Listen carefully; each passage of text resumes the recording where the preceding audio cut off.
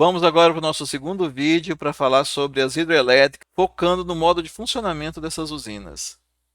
A hidrelétrica converte a energia potencial da água em energia elétrica. Então, para utilizar a energia potencial da água, a gente precisa ter uma diferença de altura, ou seja, uma coluna de água e um volume de água considerável. Quanto mais água passar pela nossa turbina, maior vai ser a quantidade de energia que eu produzo. Quanto mais alto for o nosso reservatório em relação à nossa turbina, mais energia a gente vai conseguir produzir.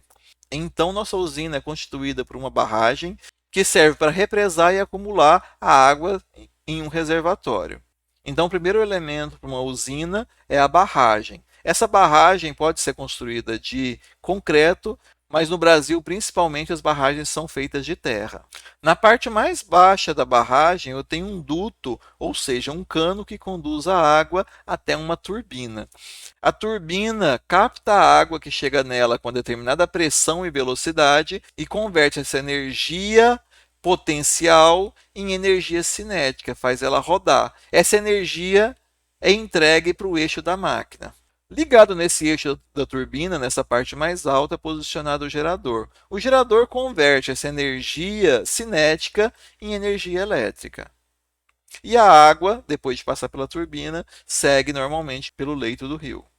O pior acidente que pode acontecer numa usina hidrelétrica é a água passar por cima da barragem. Isso pode simplesmente fazer com que a barragem seja destruída, causando um alagamento gigantesco abaixo da barragem.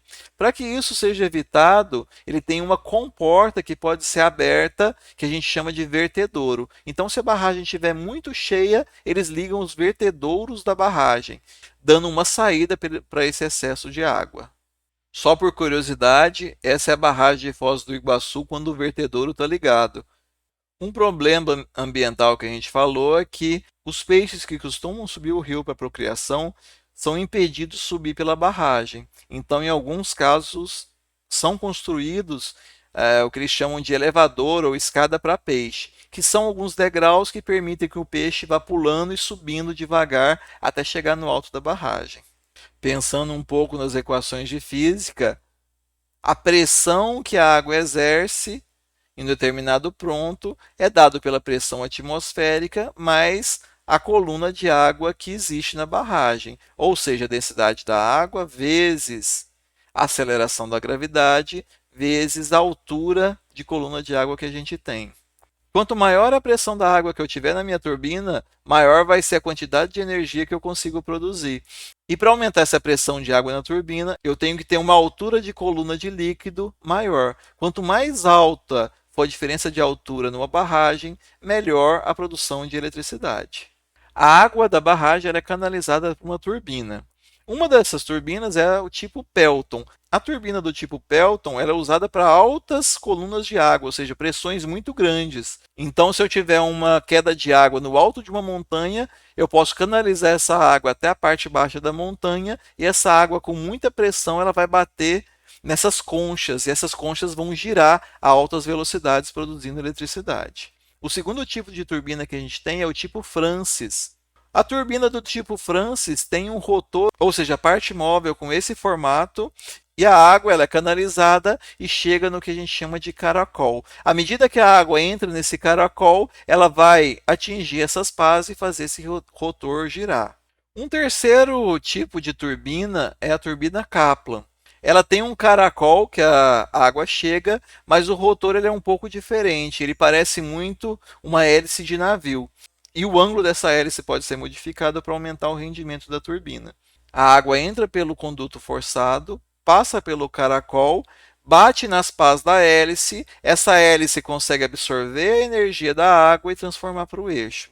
Como eu já disse, na parte mais alta do eixo a gente tem o nosso gerador, que no caso de usinas hidrelétricas são geradores síncronos. É interessante que para controlar o fluxo de água que está passando no nosso gerador, você pode abrir ou fechar essas aletas. Quando você fecha essas aletas, você diminui o fluxo de água na turbina e, logicamente, você vai produzir menos eletricidade. Quando você abre as aletas, você aumenta o fluxo de água e você produz mais eletricidade. Aqui a gente tem um gráfico que mostra onde cada uma daquelas turbinas pode ser empregada. No eixo X desse gráfico a gente tem a vazão em metros cúbicos por segundo e no eixo Y a gente tem a altura da coluna de água. Como eu disse, a turbina Pelton ela é indicada para grandes pressões, ou seja, altas colunas de água e baixa vazão. Quando a gente aumenta a vazão e diminui a coluna de água, a gente passa a utilizar a Francis e a Kaplan. Em usinas hidrelétricas, normalmente a gente utiliza um gerador síncrono. O gerador síncrono ele tem que girar numa velocidade constante para a energia produzida ser sincronizada com a frequência da rede, que é 60 Hz. Então, numa usina hidrelétrica, a turbina normalmente gira numa baixa velocidade. Então, para compensar isso, o nosso gerador síncrono tem uma quantidade de polos muito grande. A gente chegando a ter 50, 60 pares de polos num gerador desse tipo. Então, são geradores relativamente baixos, mas com um diâmetro muito grande. Para exemplificar, vamos ver alguns números da usina de Itaipu aqui. Ela usa uma turbina Francis e a barragem tem cerca de 112 metros de altura. Para você ter ideia, o conduto forçado tem mais de 10 metros de diâmetro. Cabe mais que um ônibus dentro desse conduto forçado. E a vazão é de 690 metros cúbicos por segundo, gerando uma rotação da turbina de cerca de 90 RPM. Como essa turbina gira 90 RPM, o gerador também gira 90 RPM. Então são necessários 40 pares de polos para produzir energia elétrica em 60 Hz. A usina tem 20 geradores trifásicos com uma tensão fase neutro de 10 kV. E cada fase entrega 23,6 mil amperes.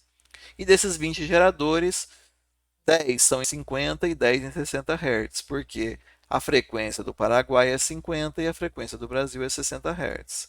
Cada gerador desse pesa mais de 3.000 toneladas. Olha o tamanho do rotor desse gerador. Isso aqui é só parte do gerador que eles estão colocando no lugar. Pensando de uma maneira um pouco menor, se eu tiver um leito de um rio ou de um córrego, ou puder fazer uma pequena barragem na minha propriedade rural, eu posso instalar uma microcentral hidrelétrica.